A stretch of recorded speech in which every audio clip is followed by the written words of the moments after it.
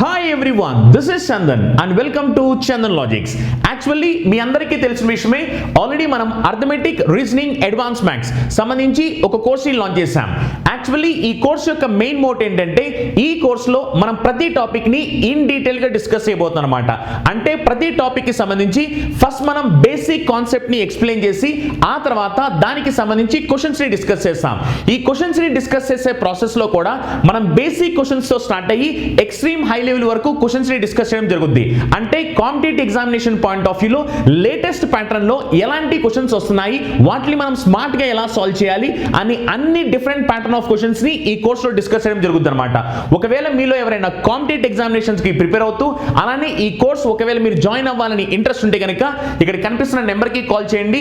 లేదు అనుకుంటే కనుక డిస్క్రిప్షన్ లో చందన్ లాజిక్స్ యాప్ లింక్ ఉంది, మీరు డౌన్లోడ్ చేసి కూడా చూడొచ్చు అనమాట. ఓకేనా? సో ఇప్పుడు మనం ఏం చేయబోతున్నామంటే, ఆల్జీబ్రాకి సంబంధించి ఎస్ఎస్సి సిజిఎల్ మెయిన్స్ లో వచ్చిన కొన్ని క్వశ్చన్స్ ని ఇప్పుడు మనం డిస్కస్ చేయబోతున్నాం. ఓకేనా? చూడండి, ఫస్ట్ క్వశ్చన్ చూడండి.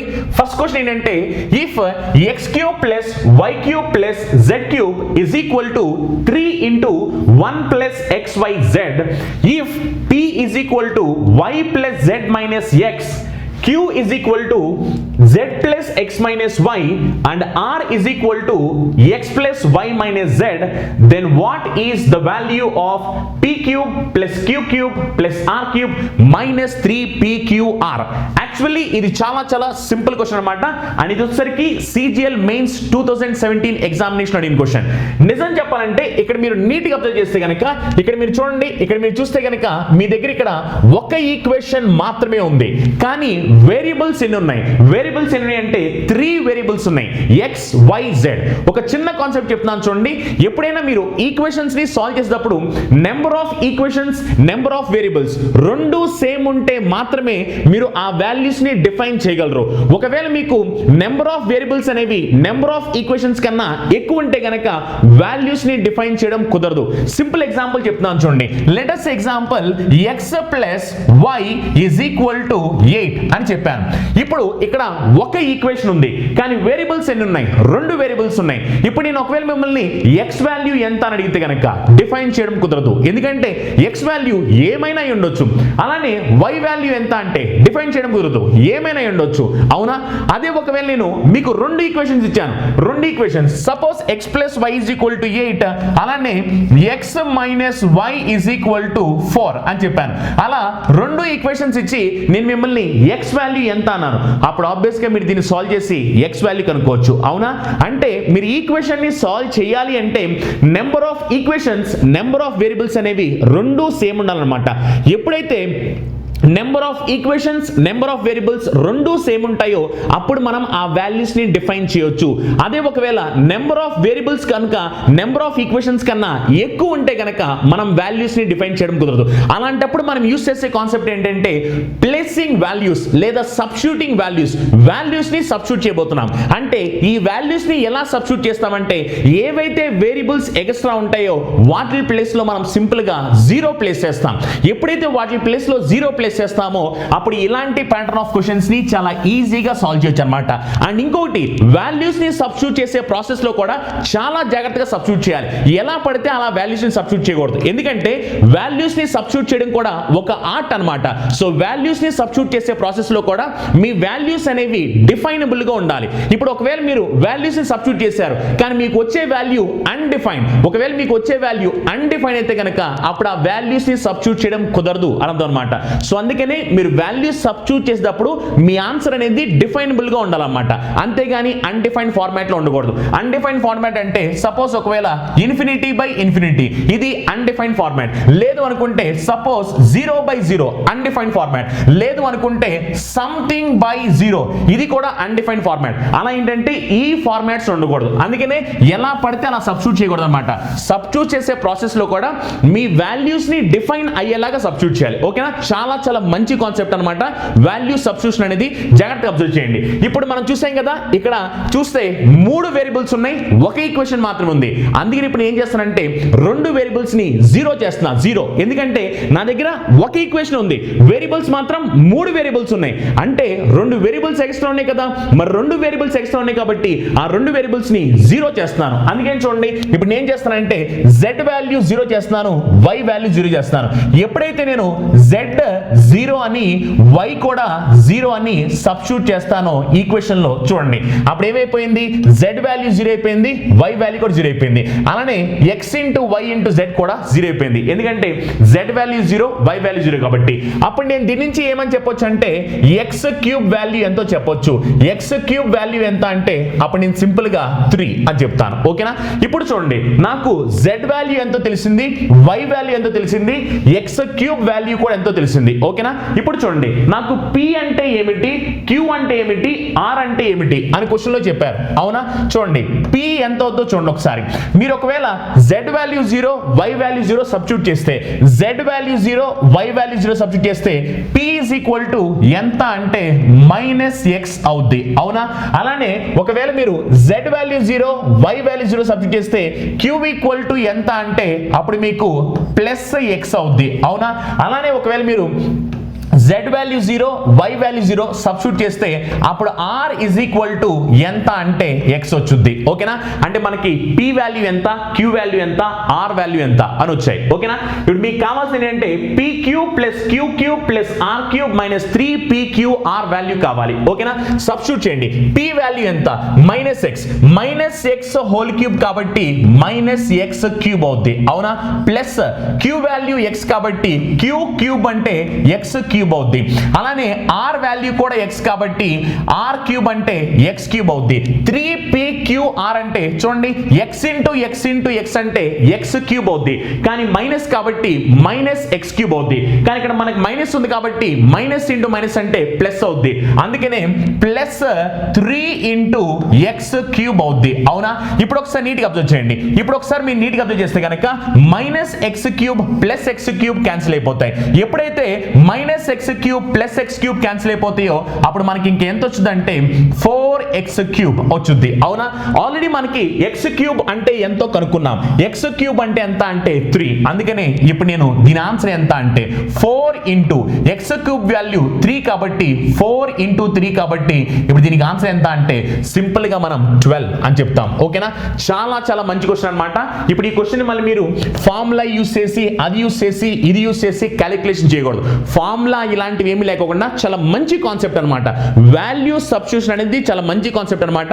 ఒకవేళ మీకు గనక నెంబర్ ఆఫ్ వేరియబుల్స్ అనేవి నెంబర్ ఆఫ్ ఈక్వేషన్స్ కన్నా ఎక్కువ ఉన్నట్లయితే గనక సింపుల్ ఏం చేస్తారంటే 0 సబ్స్టిట్యూట్ చేయండి.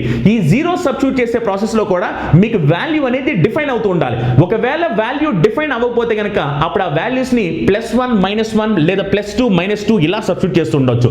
దానికి సంబంధించి కూడా ఇప్పుడు నేను కొన్ని ఎగ్జాంపుల్ చెప్పబోతున్నాను, మీకు క్లియర్ గా అర్థమవుతుంది అనమాట. ఓకేనా? చాలా చాలా మంచి కాన్సెప్ట్ అన్నమాట. ఎప్పుడైనా మీకు ఒకవేళ నెంబర్ ఆఫ్ వేరియబుల్స్ అనేవి నెంబర్ ఆఫ్ ఈక్వేషన్స్ కన్నా ఎక్కువ ఉన్నాయి అని తెలిస్తే సింపుల్ గా 0 చేసేయండి, ఆన్సర్ ఫ్రాక్షన్ ఆఫ్ సెకండ్ లో వచ్చింది అనమాట. ఓకేనా? నెక్స్ట్ క్వశ్చన్ చూడండి. నెక్స్ట్ క్వశ్చన్ కూడా CGL మెయిన్స్ ఎగ్జామినేషన్ అడిగిన క్వశ్చన్ అనమాట. చూడండి క్వశ్చన్ ఏంటంటే x1 into x2 into x3 equal to 4 into 4 plus x1 plus x2 plus x3 then what is the value of అని మనల్ని క్వశ్చన్ అడిగారు. ఓకేనా? ఇప్పుడు చూడండి యాక్చువల్లీ ఇక్కడ మీరు అబ్జర్వ్ చేస్తే కనుక దీంట్లో మీకు ఎన్ని వేరియబుల్స్ ఉన్నాయి, ఎన్ని ఈక్వేషన్స్ ఉన్నాయి. ఈక్వేషన్ ఒక ఈక్వేషన్ మాత్రమే ఉంది. అవునా? వేరియబుల్స్ ఎన్ని ఉన్నాయి? వేరియబుల్స్ 3 వేరియబుల్స్ ఉన్నాయి. x1 x2 x3 అని 3 వేరియబుల్స్ ఉన్నాయి. అందుకని ఇప్పుడు ఏం చేస్తానంటే 2 వేరియబుల్స్ ఎక్స్ట్రా వచ్చాయి. ఎందుకంటే ఒక ఈక్వేషనే ఉంది కానీ 3 వేరియబుల్స్ ఉన్నాయి. అంటే 2 వేరియబుల్స్ ఎక్స్ట్రా వచ్చాయి అర్థం. మరి 2 వేరియబుల్స్ ఎక్స్ట్రా వచ్చాయి కాబట్టి ఇప్పుడు నేను వాటిని 0 చేయబోతున్నా. 0 చూడండి. అందుకని ఇప్పుడు నేను x2 ప్లేస్ లో 0 సబ్స్టిట్యూట్ చేస్తున్నాను. అలానే ఇప్పుడు నేను x3 ప్లేస్ లో కూడా 0 సబ్స్టిట్యూట్ చేస్తున్నాను. ఎప్పుడైతే x2 0 పెట్టానో, x3 0 పెట్టానో ఈ వాల్యూ 0 అయిపోద్ది. అవునా? అలానే x2 0, x3 0. అవునా? అప్పుడు మనం ఏమని చెప్పొచ్చు అంటే 4 plus x1 is equal to 0 అవుద్ది. అవునా? ఎందుకంటే ఈ 4 ఇటు వెళ్ళిపోతే 0 అయిపోద్ది. అప్పుడు 4 ప్లస్ x1 ఈక్వల్ 0 అవుద్ది. అప్పుడు మనం సింపుల్ ఏం చెప్పొచ్చు అంటే x1 ఈజ్ ఈక్వల్ టు ఎంత అంటే -4 అని చెప్పొచ్చు. అవునా? ఇప్పుడు నీట్గా అబ్జర్వ్ చేయండి. మనకి x2 వాల్యూ తెలిసింది, x3 వాల్యూ తెలిసింది, x1 వాల్యూ తెలిసింది. సబ్స్టిట్యూట్ చేయండి. సబ్స్టిట్యూట్ చేస్తే కనుక చూడండి, మనం x2 వాల్యూ 0 అని తీసుకున్నాం, అలానే x3 వాల్యూ కూడా 0 అని తీసుకున్నాం. అప్పుడు ఇది ఏమవుద్ది 1/2 ప్లస్ x1. x1 అంటే ఎంత? x1 అంటే -4, అందుకనే 2 - 4 అవుద్ది. అవునా? Plus 1/2 plus x2. x2 value 0 కదా, x2 వాల్యూ ఎలాగో 0 కాబట్టి ప్లస్ 1/2. సేమ్ టు సేమ్ ఇక్కడ కూడా x3 వాల్యూ 0 కాబట్టి ప్లస్ 1/2. అవునా? ఇప్పుడు చూడండి 1/2 - 4 అంటే -2 వచ్చింది. అవునా? అప్పుడు ఇది ఏమవుతుందంటే -1/2 ప్లస్ 1/2 ప్లస్ 1/2. అవునా?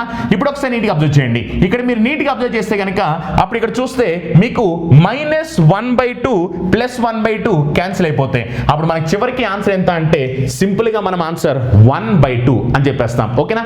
చాలా చాలా మంచి కాన్సెప్ట్ అన్నమాట. వాల్యూ సబ్స్టిట్యూషన్ అనేది మనం ఎప్పుడు చేయాలంటే ఒకవేళ మనకి నెంబర్ ఆఫ్ వేరియబుల్స్ అనేవి నెంబర్ ఆఫ్ ఈక్వేషన్స్ కన్నా ఎక్కువ ఉంటే గనక అప్పుడు సింపుల్ గా మీరు వాటి ప్లేస్ లో 0 సబ్స్టిట్యూట్ చేయొచ్చు అనమాట. ఓకేనా? ఎందుకంటే మనం వాల్యూస్ ని డిఫైన్ చేయాలంటే number of variables, number of equations రెండు సేమ్ ఉండాలి. సేమ్ ఉంటేనే మనం వాల్యూస్ ని డిఫైన్ చేయగలం. అదే ఒకవేళ నెంబర్ ఆఫ్ వేరియబుల్స్ అనేవి నెంబర్ ఆఫ్ ఈక్వేషన్స్ కన్నా ఎక్కువ ఉన్నాయి అనుకోండి, డిఫైన్ చేయడం పాసిబుల్ కాదు. అందుకని అప్పుడు మీరు 0 సబ్స్టిట్యూట్ చేసి సరిపోతుంది అనమాట. ఓకేనా? నెక్స్ట్ క్వశ్చన్ చూడండి. నెక్స్ట్ క్వశ్చన్ చూడండి. ఈసారి ఏంటంటే a plus b plus c equal to 0, then a square plus b square plus c square by a square minus bc value ఎంత అని క్వశ్చన్. ఓకేనా? నీట్ గా అబ్జర్వ్ చేయండి. ఇప్పుడు ఇక్కడ మీరు అబ్జర్వ్ చేస్తే కనుక ఇక్కడ మీకు ఒక ఈక్వేషన్ ఉంది, కానీ వేరియబుల్స్ ఎన్ని ఉన్నాయి? వేరియబుల్స్ 3 వేరియబుల్స్ ఉన్నాయి. అందుకని ఇప్పుడు ఏం చేస్తారంటే 2 వేరియబుల్స్ ఎక్స్ట్రా ఉన్నాయి. 2 వేరియబుల్స్ ఎక్స్ట్రా ఉన్నాయి కాబట్టి ఇప్పుడు నేను వాటిని 0 చేస్తున్నా. 0 చూడండి, ఎప్పుడైతే నేను c వాల్యూ 0, b వాల్యూ 0 అని సబ్స్టిట్యూట్ చేశానో అప్పుడు a వాల్యూ కూడా ఆటోమేటిక్ గా 0 అయిపోతుంది. ఎప్పుడైతే a వాల్యూ కూడా ఆటోమేటిక్ గా 0 అయిపోతుందో అప్పుడు మీరు a value 0, b value 0, c value 0 substitute చేస్తే అప్పుడు ఇది ఏమైపోద్ది అంటే 0/0 అయిపోద్ది. ఆల్రెడీ నేను మీకు చెప్పాను, మీరు సబ్స్టిట్యూట్ చేసే ప్రాసెస్ లో మన వాల్యూస్ అనేవి డిఫైన్ లా ఉండాలన్నమాట, అన్డిఫైన్డ్ ఫార్మాట్ లో ఉండకూడదు అని చెప్పాను. మరి 0/0 అంటే 0/0 అంటే అన్డిఫైన్ అవుద్ది. అవునా? అందుకని ఏంటంటే మీరు వాల్యూస్ ని సబ్స్టిట్యూట్ చేసినప్పుడు కూడా చాలా జాగ్రత్తగా సబ్స్టిట్యూట్ చేయాలన్నమాట. అంతేగాని ఎలా పడితే అలా పిచ్చి పిచ్చిగా సబ్స్టిట్యూట్ చేయకూడదు. ఇప్పుడు మీకు 0/0 అన్డిఫైన్డ్ ఫార్మ్ కాబట్టి ఇప్పుడు మీరు ఏంటంటే ఆ వాల్యూస్ ని a వాల్యూ 0, b వాల్యూ 0, అలానే c వాల్యూ 0 సబ్స్టిట్యూట్ చేయకూడదు అనమాట. మరి ఆ వాల్యూస్ ని సబ్స్టిట్యూట్ చేయకూడదు కాబట్టి ఇప్పుడు నేను ఏం చేస్తానంటే జాగ్రత్తగా అబ్జర్వ్ చేయండి. ఇప్పుడు ఏం చేస్తానంటే 3 వేరియబుల్స్ ఉన్నాయి కాబట్టి నేను 2 వేరియబుల్స్ ఎక్స్ట్రా ఉన్నాయి. 2 వేరియబుల్స్ ఎక్స్ట్రా ఉన్నాయి కాబట్టి నేను ఒక వేరియబుల్ ని 0 చేస్తున్నాను. ఎందుకంటే నేను ఎప్పుడైతే b value, c value 0 substitute చేశానో అప్పుడు a వాల్యూ కూడా ఆటోమేటిక్ 0 అయిపోయింది. ఎప్పుడైతే a వాల్యూ ఆటోమేటిక్ గా 0 అయిపోయిందో నాకు ఇచ్చిన ఈక్వేషన్ అనేది అన్డిఫైన్డ్ ఫామ్ అవుతుంది. కానీ అన్డిఫైన్డ్ ఫామ్ అవ్వకూడదు. అందుకని ఏంటంటే ఇప్పుడు నేను c వాల్యూ 0 సబ్స్టిట్యూట్ చేశాను. ఎప్పుడైతే c వాల్యూ 0 సబ్స్టిట్యూట్ చేశానో అప్పుడు మనకి ఇంకేం మిగిలిపోద్దంటే a plus b is equal to 0 అవుద్ది. అవునా? మరి a plus b is equal 0 కాబట్టి దీన్ని మీరు కావాలనుకుంటే సాల్వ్ చేసి a is equal to -b కాబట్టి అప్పుడు a ప్లస్ లో -b ని సబ్స్టిట్యూట్ చేయొచ్చు. లేదు అనుకుంటే సింపుల్ గా ఇలా కూడా చేయొచ్చు. ఇప్పుడు a వాల్యూ ఏమో +1, b వాల్యూ ఏమో -1 తీసుకోవచ్చు. ఎప్పుడైతే a value +1, b value -1 substitute చేస్తామో చూడండి 1 - 1 అంటే 0 సరిపోయిందిగా. అంటే a వాల్యూ ఏమో 1 తీసుకున్నాం, b వాల్యూ ఏమో -1 తీసుకున్నాం. అందుకే ఇప్పుడు తీసుకెళ్ళి సబ్స్టిట్యూట్ చేయండి. a వాల్యూ ఏమో 1, b వాల్యూ -1. చూడండి ఇప్పుడు మనం తీసుకున్న దాని ప్రకారం c వాల్యూ ఆల్రెడీ మనం 0 చేసాం. అవునా? c వాల్యూ 0 కాబట్టి ఇది ఆటోమేటిక్ గా 0 అయిపోద్ది. c వాల్యూ 0 కాబట్టి ఇది కూడా ఆటోమేటిక్ గా 0 అయిపోద్ది. ఇంకా మనకి మిగిలిపోయింది a square plus b square by a square. a square అంటే 1, 1 స్క్వేర్ అంటే 1, అలానే b స్క్వేర్ అంటే b వాల్యూ -1, -1 హోల్ స్క్వేర్ అంటే +1 అవుద్ది. అవునా? అలానే a స్క్వేర్ అంటే a వాల్యూ 1 కాబట్టి 1 స్క్వేర్ అంటే 1, అప్పుడు 1 + 1 అంటే 2, 2/1 కాబట్టి అప్పుడు సింపుల్ ఆన్సర్ ఎంత అంటే మనం 2 అని చెప్పేస్తాం. అవునా?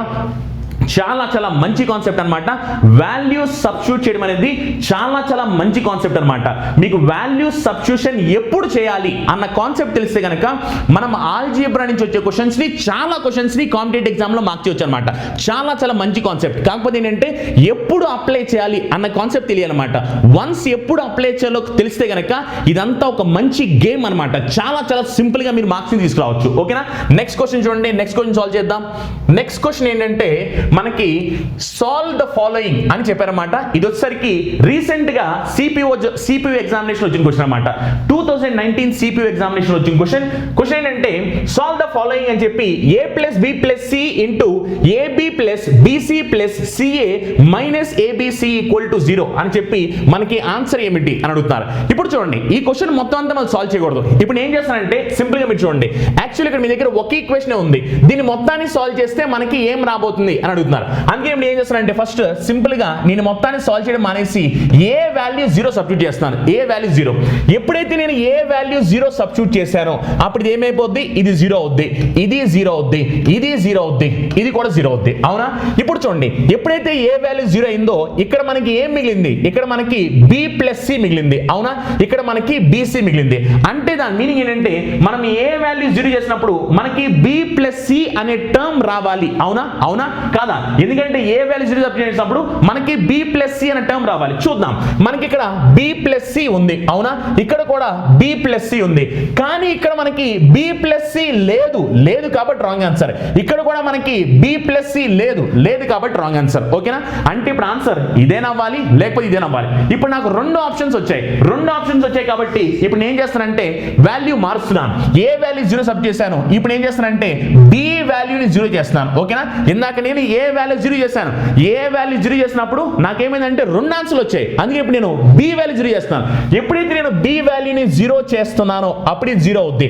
అలానే ఇది కూడా 0 అవుద్ది, ఇది కూడా 0 అవుద్ది, ఇది కూడా 0 అవుద్ది. అవునా? చూడండి, ఎప్పుడైతే b వాల్యూ 0 చేశానో నాకు ఇక్కడ a ప్లస్ c మిగులుతుంది. అవునా? ఇక్కడేమో ca మిగులుతుంది. మరి ఇక్కడ a ప్లస్ c మిగిలింది కాబట్టి ఖచ్చితంగా నాకు ఆప్షన్ లో a ప్లస్ c అనే టర్మ్ ఉండాలి. అవునా? చూడండి, ఇక్కడ మీరు అబ్జర్వ్ చేస్తే కనుక ఇక్కడ ఏ ప్లస్ సి లేదు. ఇక్కడ చూడండి, ఇక్కడ ఏ ప్లస్ సి ఉంది. అవునా? అందుకనే ఇది రైట్ ఆన్సర్ అవుద్ది, ఇది రాంగ్ ఆన్సర్ అవుద్ది. అవునా? చాలా చాలా సింపుల్ కాన్సెప్ట్ అన్నమాట. మీరు జస్ట్ చేయాల్సిన ఏంటి, మీ కామన్ సెన్స్ ని కరెక్ట్ గా యూస్ చేస్తుండాలి. మీ కామన్ సెన్స్ ని కరెక్ట్ గా యూస్ చేసి తెలివిగా బయటికి ఎలా రావాలి అన్న సంగతి తెలుసుకోవాలంతే. అంతేగాని నేను ప్రతి క్వశ్చన్ చేస్తా అంటే ప్రతి క్వశ్చన్ చేస్తే మీకేం వాళ్ళు 5 మార్కులు ఇవ్వరనమాట. మీరు చేయాల్సిన ఏంటంటే మీ తెలివితేటలు ఉపయోగిస్తూ ఈజీగా బయటికి ఎలా తప్పుకోవాలి అన్న సంగతి తెలిస్తే చాలా అన్నమాట. ఓకేనా? నేను జస్ట్ ఏం చేశానంటే ఫస్ట్ ఏ వాల్యూ 0 సబ్స్టిట్యూట్ చేశాను, రెండు ఆన్సర్స్ వచ్చాయి, రెండు ఆన్సర్స్ రాంగ్ అయిపోయి పక్క తీశాను. నెక్స్ట్ b వాల్యూ 0 చేశాను, వెంటనే నాకు ఆన్సర్ తెలిసిపోయింది. చాలా చాలా మంచి కాన్సెప్ట్ అన్నమాట వాల్యూ సబ్స్టిట్యూషన్ అనేది. ఓకేనా? నెక్స్ట్ క్వశ్చన్ చూడండి. ఈసారి ఏంటంటే ఇది వచ్చేసరికి CGL ప్రిలిమ్స్ ఎగ్జామినేషన్ అండి. 2018 CGL ప్రిలిమ్స్ ఎగ్జామినేషన్ వచ్చిన క్వశ్చన్ చూడండి. If 8 into x plus y whole cube minus 27 into x minus y whole cube divided by 5y minus x is equal to ax square plus bxy plus cy square. మళ్ళీ question ఏమడుతుందంటే then the value of a plus b plus c ఎంత అని question అడుగుతున్నారు. ఓకేనా? చాలా చాలా మంచి question అన్నమాట. జాగ్రత్తగా అబ్జర్వ్ చేయండి. యాక్చువల్లీ మీరు ఈ క్వశ్చన్ లో చూస్తే కనుక ఇక్కడ మిమ్మల్ని అడిగింది ax is equal to ax square plus bxy plus cy square అడిగాడు. మిమ్మల్ని అడిగింది ఏంటంటే a plus b plus c value ఎంత అడిగారు. అవునా? అందుకే ఇప్పుడు ఏం చేస్తానంటే ఇక్కడ చూడండి, ఎప్పుడైతే నేను x ప్లేస్ లో y ప్లేస్ లో నేను 1 సబ్స్టిట్యూట్ చేస్తాను. చూడండి, జాగ్రత్తగా అబ్జర్వ్ చేయండి. ఎప్పుడైతే నేను x equal to y equal to 1 substitute చేస్తాను, ఎప్పుడైతే x వాల్యూ 1 y వాల్యూ 1 అని సబ్స్టిట్యూట్ చేస్తాను, సబ్స్టిట్యూట్ చేయండి. x వాల్యూ 1 y వాల్యూ 1 అని సబ్స్టిట్యూట్ చేస్తే అప్పుడు ఇది ఆటోమేటిక్ ఏమైపోద్ది అంటే ఇది a అయిపోద్ది, ఇదేమో b అయిపోద్ది, ఇదేమో c అయిపోద్ది. అంటే మీకు a plus b plus c direct గా వచ్చేస్తుంది. అవునా? అంటే మీరు సింపుల్ గా ఏంటంటే x వాల్యూ 1 y వాల్యూ 1 అని సబ్స్టిట్యూట్ చేస్తే మీకు డైరెక్ట్ గా a plus b plus c వచ్చేసింది. మరి డైరెక్ట్ గా a plus b plus c వస్తుంది కాబట్టి అందుకే మీరు ఏం చేస్తారంటే డైరెక్ట్ గా ఏం చేస్తారంటే x ప్లస్ లో 1 y ప్లస్ లో -1 సబ్స్టిట్యూట్ చేసేయండి. సారీ, x ప్లస్ లో 1 y ప్లస్ లో 1 సబ్స్టిట్యూట్ చేసేయండి. ఎందుకంటే x ప్లస్ లో 1 y ప్లస్ లో 1 సబ్స్టిట్యూట్ చేస్తే మనకి డైరెక్ట్ గా a plus b plus c వస్తుంది. మనకు కావాల్సింది కూడా a plus b plus c నే కదా. అందుకని డైరెక్ట్ గా x value 1 y value 1 substitute చేయండి. ఎప్పుడైతే మీరు x value 1 y value 1 substitute చేస్తారో అప్పుడు ఏమవుతుందంటే 8 ఇంటూ 1 ప్లస్ 1 ఇంటూ 2 క్యూబ్ కాబట్టి 8 అవుద్ది అవునా, మైనస్ 27 ఇంటూ 1 మైనస్ 1 అంటే 0 అయిపోద్ది, అంటే ఈ టర్మ్ మొత్తం 0 అయిపోద్ది. Divided by y value 1 5 into 1 అంటే 5 మైనస్ 1 అంటే 4 అవునా, డివైడ్ బై 4. చూడండి 8 4 లో 2 టైమ్స్ క్యాన్సిల్ అవుతుంది, అప్పుడు 8 ఇంటూ 2 కాబట్టి ఆన్సర్ ఎంత అంటే సింపుల్ గా మనం 16 అని చెప్తాం అవునా. అలా a plus b plus c value ఎంత అంటే 16. చాలా సింపుల్ అనమాట. ఇప్పుడు నేనేమి ఫార్ములా ఎక్స్పాన్షన్ ఇలాంటి ఏమీ చేయలేదు, ఫార్ములా ఎక్స్పాన్షన్ లాంటి ఏం చేయకుండా జస్ట్ నేను నా కామన్ సెన్స్ యూస్ చేశాను. నా కామన్ సెన్స్ ని ఎలా యూస్ చేశాను, నేను జస్ట్ చేసిన ఏంటంటే నాకు a plus b plus c value కావాలి అవునా, మరి a plus b plus c value కావాలి కాబట్టి ఇక నేను ఏం చేశాను, x value y value 0 substitute చేశాను. ఎప్పుడైతే x వాల్యూ y వాల్యూ నేను 1 సబ్స్టిట్యూట్ చేశాను, ఎప్పుడైతే నాకు x value y value 1 substitute చేశానో అప్పుడు నాకు డైరెక్ట్ గా a plus b plus c వచ్చింది. నన్ను క్వశ్చన్ అడిగింది కూడా అదే, a plus b plus c value ఎంత అన్నారు. సబ్స్టిట్యూట్ చేస్తే మీకు సింపుల్ గా 8 ఇంటూ 8/4 అండ్ సింపుల్ గా మీకు ఎంత వచ్చిన ఆన్సర్ 16 అని వచ్చింది. ఓకేనా, చాలా మంచి క్వశ్చన్ అన్నమాట. నెక్స్ట్ క్వశ్చన్ చూడండి. ఇలాంటి pattern of questions SSC CGL mains examination లో చాలా సార్లు అడిగారు అనమాట. చాలా మంచి ప్యాటర్న్ ఆఫ్ క్వశ్చన్స్, చాలా ఈజీ కూడా. కానీ చాలా మంది స్టూడెంట్స్ ఏంటంటే ఇలాంటి ప్యాటర్న్ ఆఫ్ క్వశ్చన్స్ కష్టం అనుకుంటారు. చాలా రాంగ్, చాలా సింపుల్ క్వశ్చన్స్ ఇవి. చూడండి క్వశ్చన్ ఏం చెప్తుందంటే, if a cube plus 3a square plus 9a minus 1 equal to 0, then what is the value of a cube plus 3a అని క్వశ్చన్ అడుగుతున్నారు. ఓకేనా, నీట్గా అబ్జర్వ్ చేయండి. యాక్చువల్లీ ఇక్కడ మీరు చూస్తే కనుక క్వశ్చన్ లో మీకు a క్యూబ్ ఉంది అవునా, అంటే మీకు ఇచ్చిన క్వశ్చన్ లో a క్యూబ్ ఉంది, మీకు కావాల్సిన దాంట్లో కూడా a క్యూబ్ ఉంది అవునా. ఇప్పుడు చూడండి మీకు కావాల్సిన దాంట్లో 3/a ఉంది, కానీ మీ క్వశ్చన్ లో 3/a లేదు. ఎప్పుడైతే మీకు క్వశ్చన్ లో 3/a కూడా వచ్చుద్దో అప్పుడు ఆటోమేటిక్ గా ఈ క్వశ్చన్ ని సాల్వ్ చేయడం చాలా సింపుల్. ఓకేనా, జాగ్రత్తగా అబ్జర్వ్ చేయండి. అందుకనే ఇప్పుడు నేను ఏం చేస్తానో చూడండి ఒకసారి. మనకిచ్చిన క్వశ్చన్ ఏంటి, మనకిచ్చిన క్వశ్చన్ ఏంటంటే a cube plus 3a square plus 9a minus 1 is equal to 0. ఇది మనకి ఇచ్చిన క్వశ్చన్ అవునా. ఇప్పుడు ఒకసారి మీరు అబ్జర్వ్ చేస్తే కనుక మనకి క్వశ్చన్ లో ఏం కావాలంటే a క్యూబ్ ప్లస్ 3/a కావాలి. ఇక్కడ మనకి a క్యూబ్ ఉంది, ఇంకా మనకి 3/a కావాలి. అందుకని ఇప్పుడు ఏం చేస్తానంటే ఈ ఈక్వేషన్ మొత్తాన్ని 3/a తో మల్టిప్లై చేస్తాను. ఇలాంటి ప్యాటర్న్ ఆఫ్ క్వశ్చన్స్ అన్ని మీరు ఇలానే చేయాలన్నమాట. ఓకేనా, ఇప్పుడు నేను ఏం చేస్తానంటే ఈక్వేషన్ మొత్తాన్ని 3/a తో మల్టిప్లై చేస్తాను.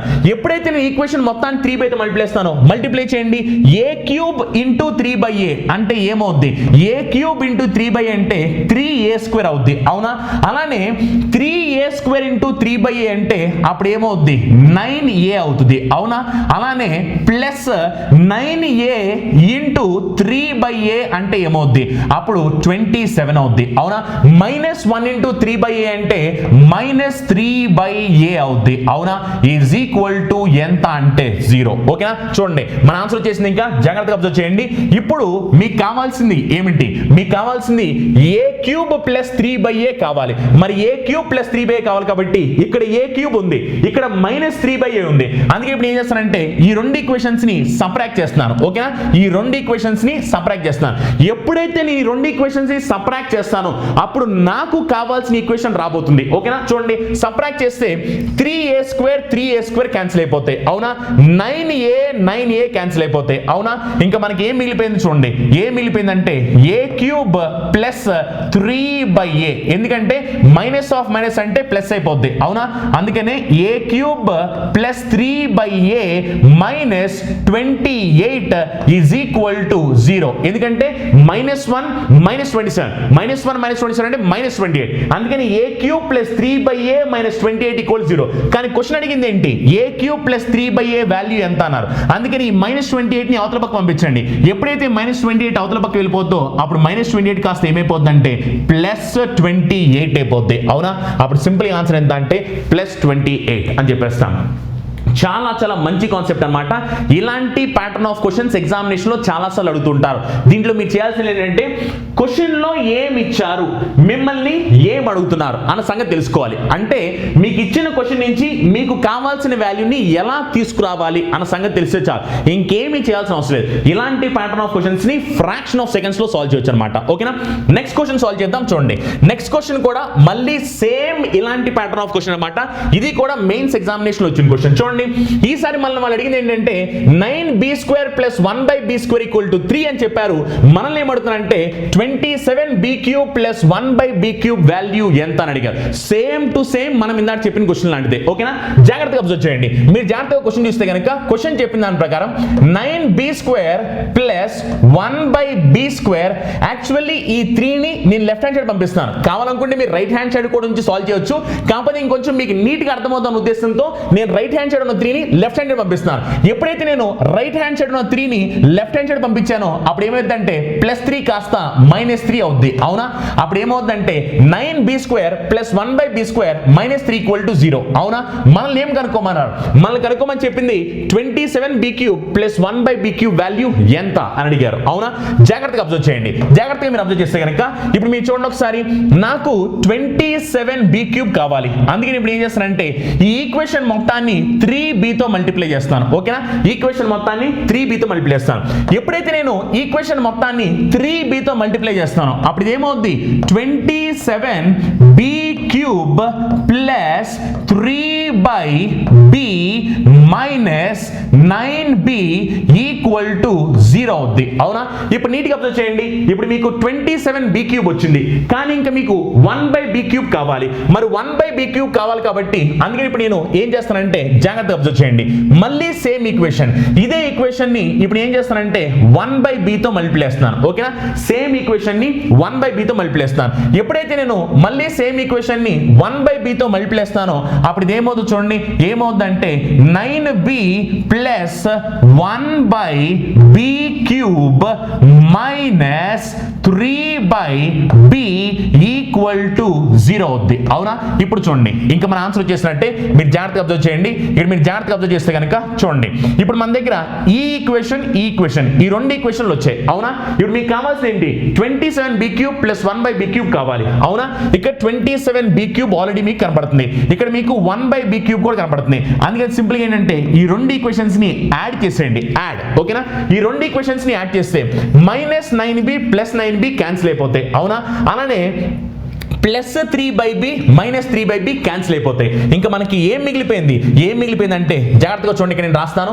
ఏం మిగిలిపోయిందంటే ఇంకా మనకి 27b³ + 1/b³ = 0 అని వచ్చింది. అవునా, అంటే మీరు మొత్తం సాల్వ్ చేసిన తర్వాత మీకు ఏమని వచ్చిందంటే సబ్ట్రాక్ట్ చేసిన తర్వాత 3/b + 3/b - 3/b క్యాన్సిల్ అయిపోయింది, -9b + 9b క్యాన్సిల్ అయిపోయింది. ఇంకా మనకి 27b³ + 1/b³ = ఎంత వచ్చిందంటే 0 అని వచ్చిందన్నమాట. చాలా చాలా సింపుల్, చాలా చాలా మంచి క్వశ్చన్ అనమాట. ఇలాంటి ప్యాటర్న్ ఆఫ్ క్వశ్చన్స్ ఎగ్జామినేషన్ లో చాలా సార్లు అడుగుతుంటారు. చాలా చాలా మంచి ప్యాటర్న్ ఆఫ్ క్వశ్చన్స్ అనమాట. ఓకేనా, సో దీంతో మనకి ఇంకా ఏవైతే మనం క్వశ్చన్ డిస్కస్ చేసామో ఇవన్నీ ఆల్జీబ్రా నుంచి ప్రీవియస్ ఎగ్జామినేషన్స్ లో వచ్చిన క్వశ్చన్స్ అనమాట. చాలా చాలా మంచి కాన్సెప్ట్ అనమాట ఆల్జీబ్రా అనేది. కాకపోతే ఏంటంటే చాలా మంది స్టూడెంట్స్ ఏమనుకుంటారు ఆల్జీబ్రా అనే టాపిక్ కష్టమేమో అనుకుంటారు, కానీ నిజానికి చాలా రాంగ్ అనమాట. ఆల్జీబ్రా అనే టాపిక్ చాలా చాలా మంచి టాపిక్ అనమాట. కాకపోతే మీకు తెలియాల్సింది ఏంటంటే కాంపిటేటివ్ ఎగ్జామినేషన్స్ లో ఆల్జీబ్రాకి సంబంధించి క్వశ్చన్స్ ఎలా వస్తున్నాయి, వాటిని మనం స్మార్ట్ గా ఎలా సాల్వ్ చేయాలి అన్న సంగతి తెలుసుకుంటే చాలు. అప్పుడు ఆబ్వియస్ గా ఆల్జీబ్రా నుంచి వచ్చే క్వశ్చన్స్ ని చాలా ఈజీగా క్రాక్ చేయొచ్చు అనమాట. ఓకేనా, ఒకవేళ మీకు గనక ఈ సెషన్ నచ్చినట్లయితే కనుక మీ ఫ్రెండ్స్ కి, మీ ఫ్యామిలీ మెంబర్స్ కి షేర్ చేయండి. అలానే ఎవరైనా గవర్నమెంట్ జాబ్స్ కి ప్రిపేర్ అయ్యే ఆస్పిరెంట్స్ ఉంటే కనుక వాళ్ళకి కూడా మన వీడియోస్ ని షేర్ చేయండి. Thank you, have a nice day, meet in the next session, by by.